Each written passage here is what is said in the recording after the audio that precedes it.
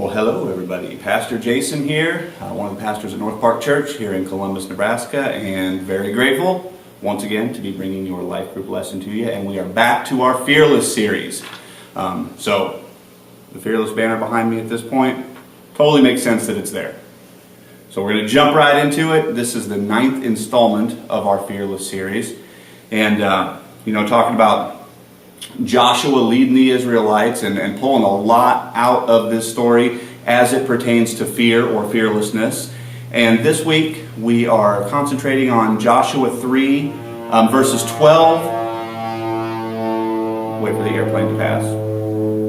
Joshua 3, verses 12 through 17 is what we're doing this week. So I'm going to go ahead and read those verses right now out loud. You guys follow along in your Bibles, and then we will jump right into some discussion questions. All right, here we go.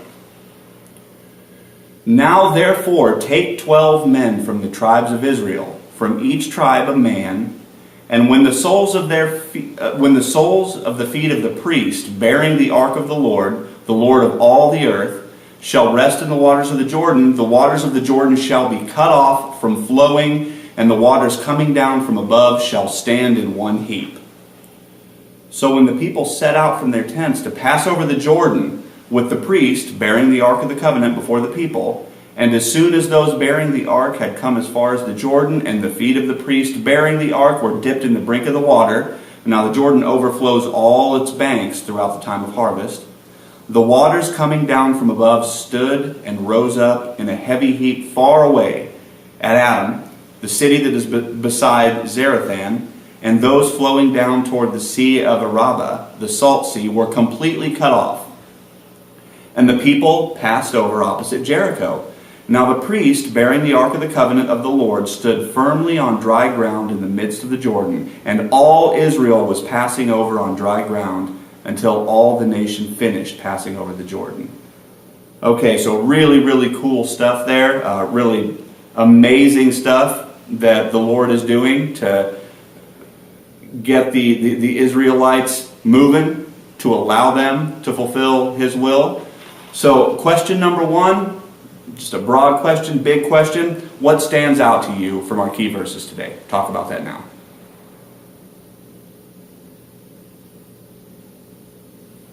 Okay, so moving right along, question number two. First of all, before I ask the question, somebody in your group right now, read out loud 2 Peter 1:4.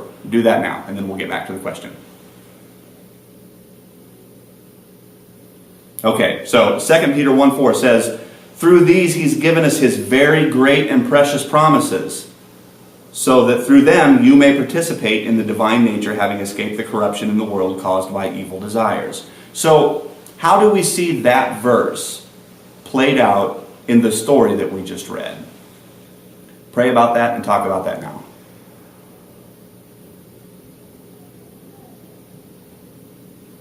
Okay, so obviously God has made some very great and very precious promises in this story. He said, look, here's what you need to do.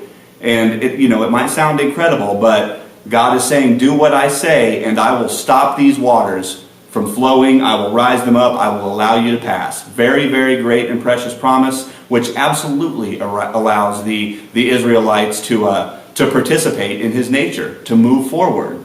So, that being said, the focus of the message on Sunday and the focus of this particular lesson says doubt, but as Pastor Lynn pointed out when he was giving us this message, the word doubt does not appear once in the story. So how does doubt factor into our story? Pray about that. Try to put yourself in the shoes of the Israelites at this point and discuss how doubt factors into this story. Go ahead and do that now.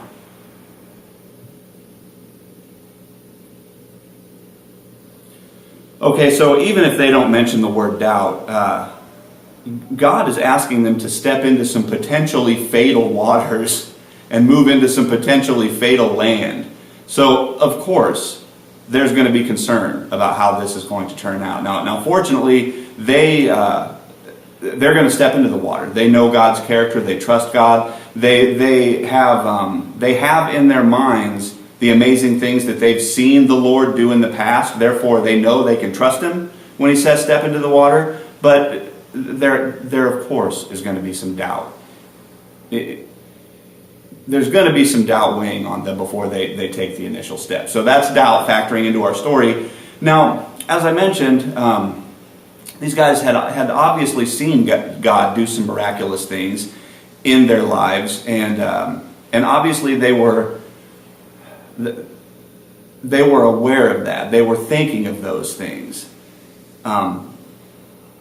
The best way for us to be able to trust what God is telling us to do in the moment, the water that He's asking us to step into, the best way for us to feel certain that He's going to carry us through is to always bear in mind the things that God has done in the past and the things that we see Him doing in the present. So that brings us to question 4. What have you seen God doing recently in your life, in the lives of others, in your church, at work, wherever it may be? What have you seen God doing recently? Really pray about that and talk about that now.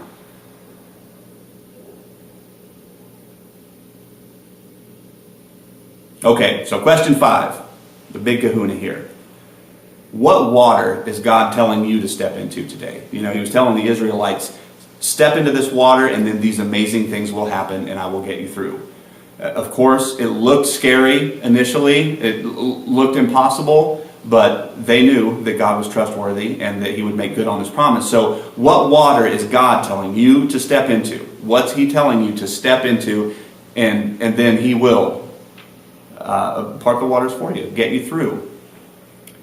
And the second part of this question, is there any doubt that His instruction is trustworthy? And if so, if there's any struggle for you with this, whatever the forward direction is that He's asking you to go, how can your life group help with that? Pray about that. Be willing to really open up and be honest and be exposed, be vulnerable, be transparent. And I pray and know that God will give you something to step into. So that is our life group for this week. I hope you've had a good time, and I'll be back next week.